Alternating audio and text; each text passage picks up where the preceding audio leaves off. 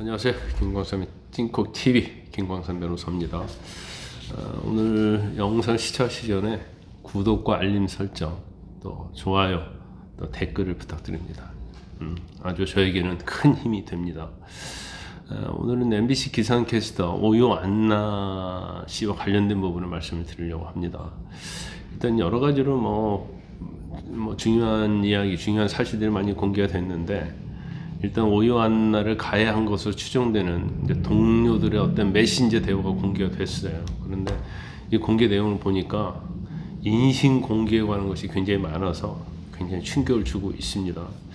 JTBC 사건 반장에서 유족과 인터뷰를 공개했는데, 그 유족은 오요 안나가 사망 전 두 번의 극단적인 시도를 했다는 겁니다. 처음에는 9월 6일 날 시도했고, 그 이후에 한 번 더 시도했는데 결과적으로 이제 9월 15일 날 이제 사망을 한 거죠. 그리고 친구들에게 직장 생활이 너무 힘들어 죽겠다, 죽고 싶다, 정신과도 10군데나 다니면서 처방을 받기도 했다, 이런 얘기를 했다는 겁니다. 그리고 처음으로 이제 극단적 선택했을 때는 새벽 2시에 전화 왔다는 거예요. 그때가 9월 6일인 걸로 보이는데, 가양대교에서 뛰어내리려고 했는데 지나가는 할머니가 이제 머리채를 붙잡고 끌어내려서 경찰에 신고를 해서 그때 이제 살았다는 거예요. 그래서 경찰에 이제 보호 중이라는 거고.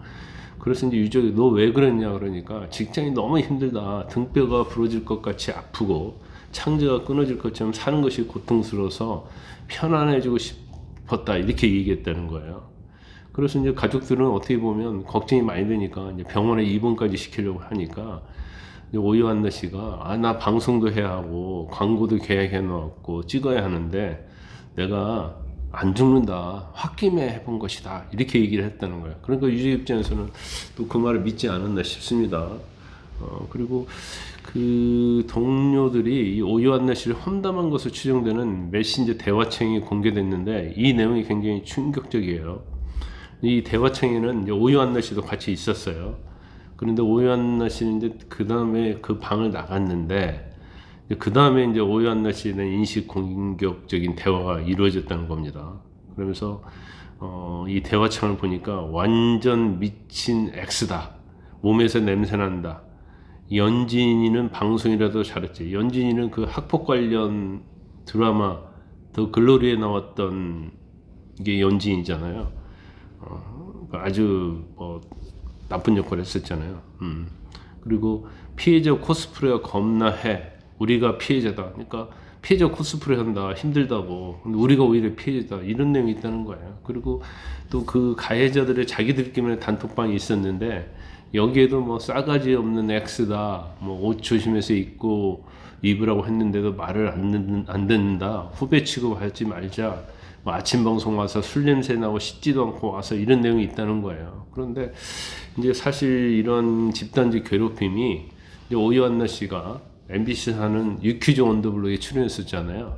근데 그것이 이제 도화선이 돼가지고 모두 이제 지시를 받는 대상으로 바뀌었다는 겁니다. 그러니까 유퀴즈 언더블록이 상당히 인기가 많고, 또 거기에 나가면 또 명사라는 그러한 것처럼 여겨지죠. 그래서 이거 자체가 오요 안나 씨가 나간 거에 대해서 굉장히 질투를 했지 않았나, 저는 그런 생각이 들어요. 그런데 또 오요 안나 씨가 이제 이 사망을 했기 때문에 사실은 어떤 가해자에 대한 처벌, 이런 것들이 굉장히 어려울 수 있거든요. 그런데 최근에 MBC 관계자 4명에게 직접 호소하는 내용의 녹취 파일이 발견이 됐습니다. 그래서 이건 직접적인 육성이기 때문에 제가 볼 때는 중요한 증거가 되기 때문에 가해자에 대한 처벌을 하는 데 있어서는 굉장히 영향이 있을 걸로 보입니다.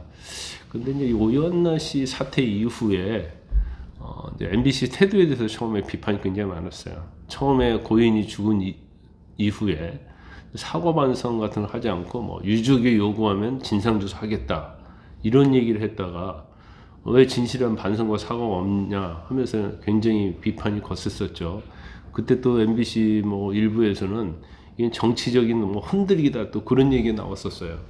그러다가 워낙 비판에 직면하고 여러 가지 언론의 문제가 제기가 되니까 정치적 음모론도 이 얘기는 쑥 들어갔고, 뭔가 오요 안나 씨의 사망과 원인과 진실을 규명하기 위해서 뭐 진상조사위원회를 구성하기로 했다. 이제 이런 취지로 MBC의 태도가 좀 바뀌었다 이렇게 볼 수 있어요. 그런데 또 이 사건과 관련해서 MBC에서 7년 동안 기상캐스터했던 이제 박은지 씨의 말도 좀 화제가 되고 있습니다.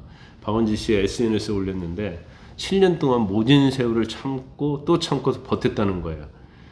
그리고 그 고통이 얼마나 무섭고 외로운지는 남들은 모를 것이다.